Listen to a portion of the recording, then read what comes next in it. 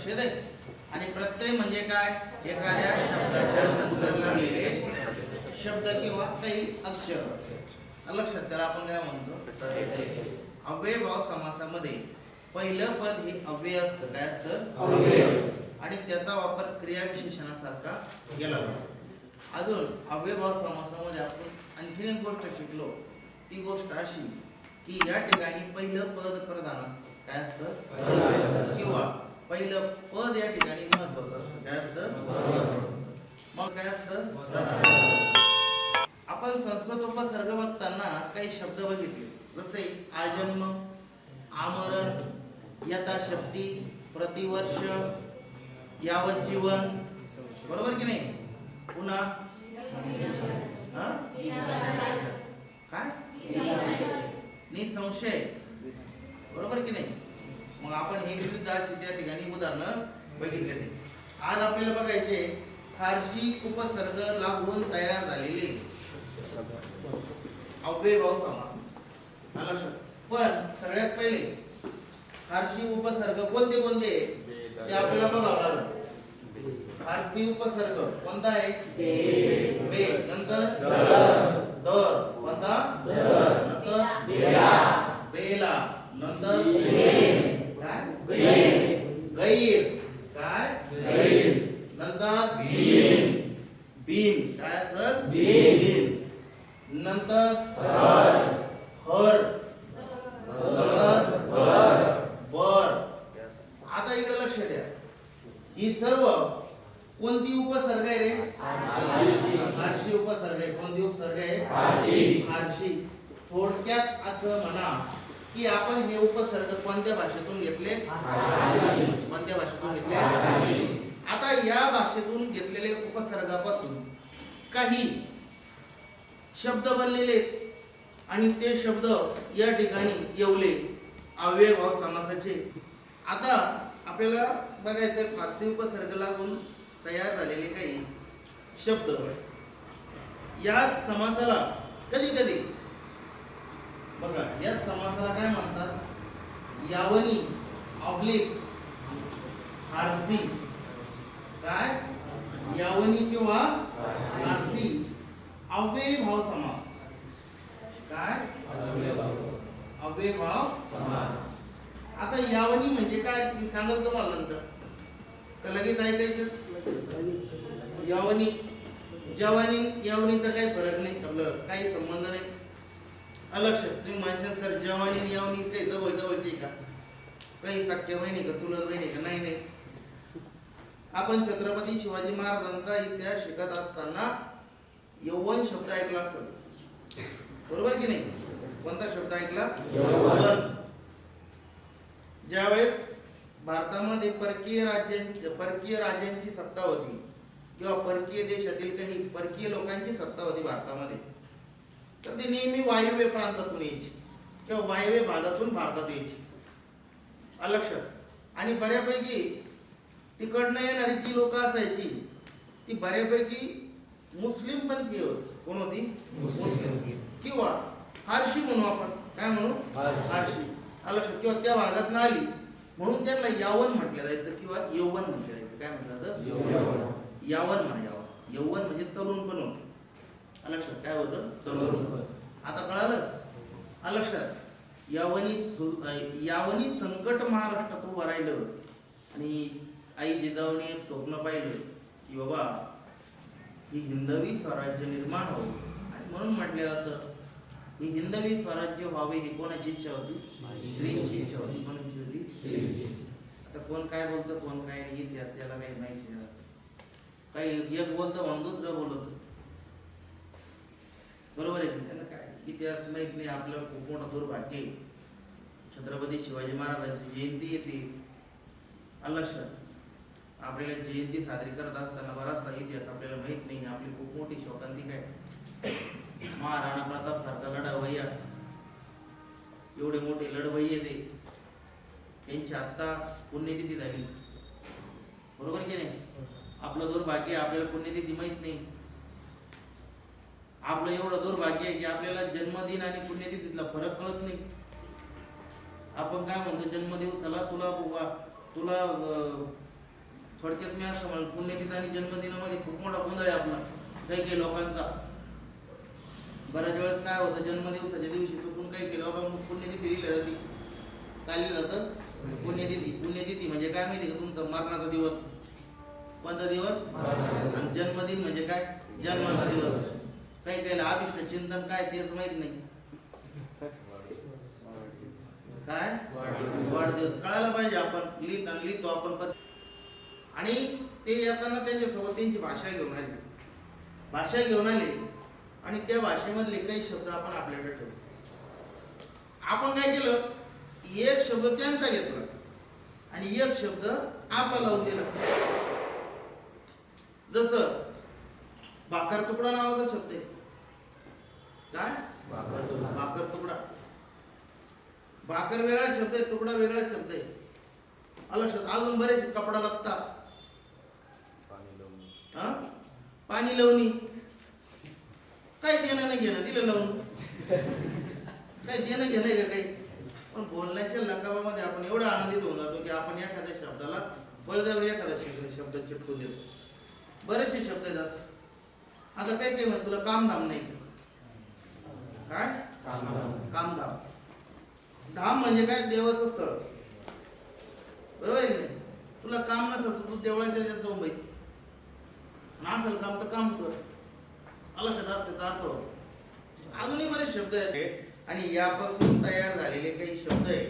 त्या शब्दांना आपण म्हणतो यावनी फारसी अव्ययभाव समास किंवा नुसता अव्ययभाव समास.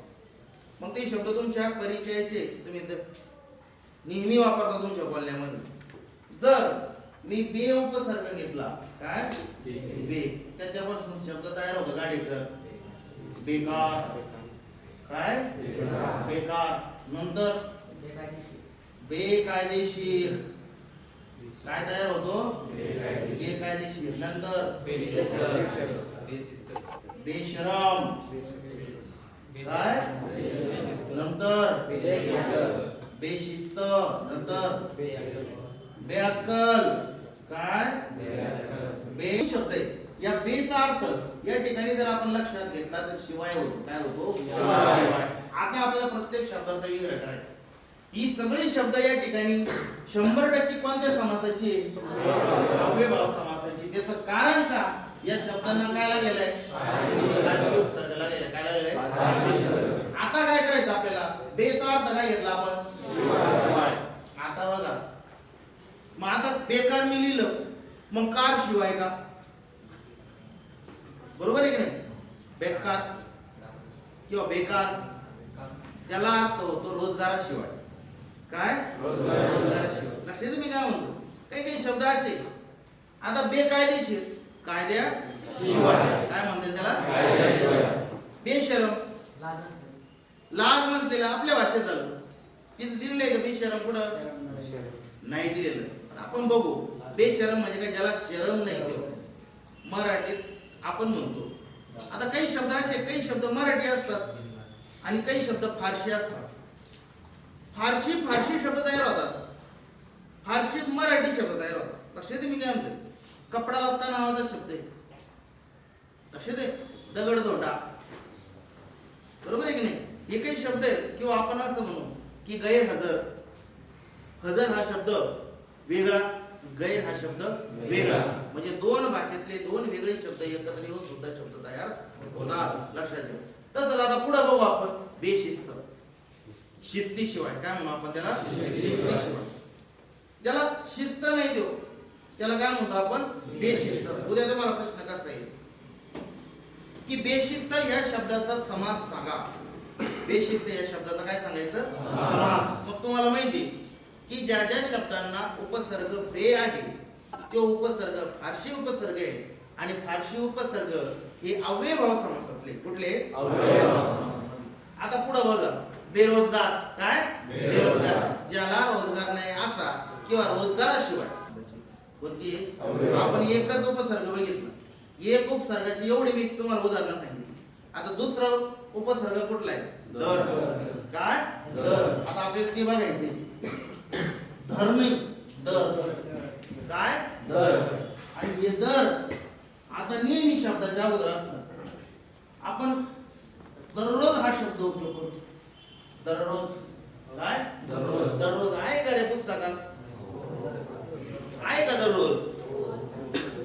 आता एक गोष्ट लक्षात, मी तुम्हाला बेचा अर्थ काय सांगितला? शिवाय. वाटलं तर इकडे लिहून घ्यायचा. बेचा अर्थ काय? शिवाय म्हणजे विग्रह करताना या शब्दाची आपल्याला काय करावं लागणार आहे? मदत घ्यावी लागेल. काय करावं लागणार आहे? आता पुढे बघा, जर हा प्रत्येक उपसर्ग आहे, याचा अर्थ काय होतो? प्रत्येक. काय? प्रत्येक दिवशी नाही, नुसता दर या शब्दाचा अर्थ काय होतो? प्रत्येक. मग आता मी शब्द घेतला दररोज. कोणता शब्द घेतला? दररोज. याचा विग्रह कसा होईल?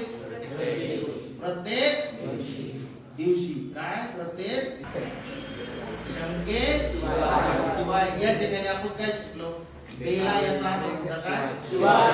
बहुतेक मला असं वाटतं की बेलाच्या किंवा बेला उपसर्ग असणारे शब्द खूप कमी. लक्षात. आता पुढचा प्रत्येक उपसर्ग कोणता आहे?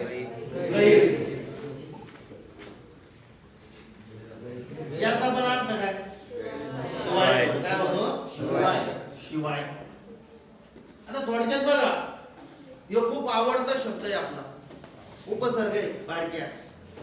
बरेचसे शब्द काय होतात बारक्या, याच्यावरच तयार होतात आपले.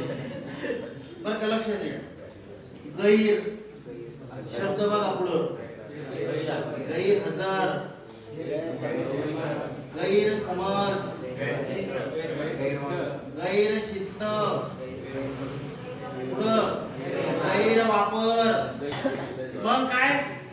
हजेरी शिवाय. काय म्हणू आपण त्याला? काय? हजेरी शिवाय. पुढं समजेशिवाय. काय?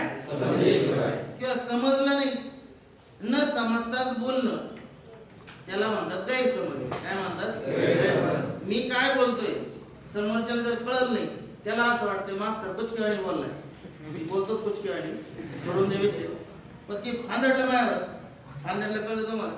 कुत्र्याला मांजर ज्यावेळेस बघते आपा, त्यावेळेस मांजर जशी टाईट होती, त्याला म्हणतात फांदडलं. काय म्हणतात? आणि गैरसमज. गैरसमज म्हणजे काय? समजेशिवाय. आपण काय म्हणू? समजेशिवाय. पुढं गैरशिस्त, गैरवापर, चांगला वापर न करणं किंवा वापरा व्यतिरिक्त किंवा वापरा शिवाय. पण योग्य विग्रह या ठिकाणी वापराशिवाय. काय? वापराशिवाय. बिनचा अर्थ काय होतो? बिनगामी, नाही किंवा शिवाय. काय अर्थ होतो? नाही किंवा शिवाय. याचा अर्थ होतो नाही किंवा शिवाय. आता बिन हा उपसर्ग आहे. यापासून तयार झालेले शब्द बिनकामी. बिनकामी म्हणजे काय? कामा. बिनजोड म्हणजे काय? जोडी किंवा जोडी व्यतिरिक्त. बिनडोक, ज्याला डोकं नाही किंवा डोक्याशिवाय, किंवा आपण त्याला अर्थ लावून आकल्याशिवाय. विग्रह काय होईल? शिवाय हा शब्द तिथे टाकायचा. आला शब्दाला. नेक्स्ट हर म्हणजे प्रत्येक करे. हरचा अर्थ काय होतो? काय होतो? प्रत्येक. मग आपल्याला हर उपसर्ग असणारे अनेक शब्द आहेत. हर रोज, हर घडी, हर साल, हर घर, हरभरा नाही. काय होतं? प्रत्येक रोज किंवा प्रत्येक रोजी म्हणा, प्रत्येक घडीला. काय? प्रत्येक घडीला, प्रत्येक साल, प्रत्येक प्रत्येक दिन किंवा दिवस. काय? दिन किंवा दिवस. असा याचा विग्रह आहे. मराठीतली काही द्विरुक्ती होऊन तयार झालेले शब्द. आता बघा, द्विरुक्त याचा अर्थ तुम्हाला माहित असणं खूप महत्वाचं आहे. काय आहे त्याला द्विरुक्तचा अर्थ? तोच शब्द पुन्हा येणं. काय? तोच शब्द पुन्हा येणं किंवा एकमेकाला लागून तोच शब्द येणं, असं म्हणू आपण. जसं की मी जर म्हटलं घर नावाचा शब्द आहे, याला आणखी शब्द लावायचा आहे. काय होईल? घरोघरी. गल्ली नावाचा शब्द आहे, तयार करायचा शब्द गल्लो गल्ली. नेक्स्ट वार शब्द आहे, त्याचा शब्द काय होईल? वारंवार. आणखी सालो साल,